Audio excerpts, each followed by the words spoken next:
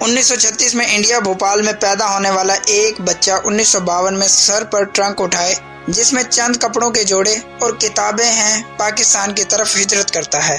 کھوکھرا پار کے railway station پر اترنے کے بعد پاکستان کے بارڈر تک 7 کلومیٹر سفر ہے۔ یہ سفر وہ پیدل چلتا ہے۔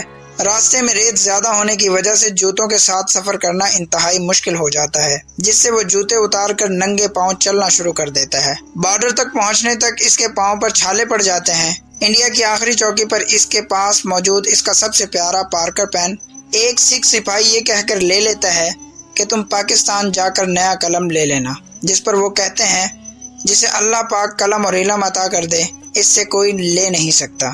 یہ پین کیا چیز ہے؟ اللہ پاک مجھے پاکستان میں اور بہت کچھ دے گا۔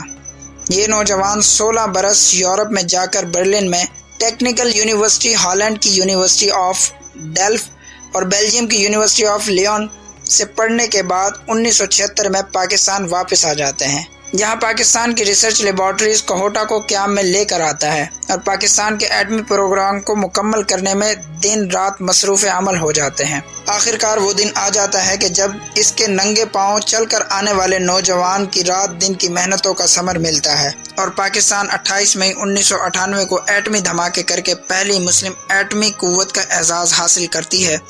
تو آج ہم کیوں نہ کہیں کہ شکریہ محسن پاکستان، شکریہ رشک وطن، شکریہ ڈاکٹر عبدالقدیر خان، تمہاری عظمت کو سلام۔ ڈاکٹر عبدالقدیر خان، اللہ آپ کی قبر کو جنت کے باغوں میں سے ایک باغ بنائے۔ سلام پہنچے۔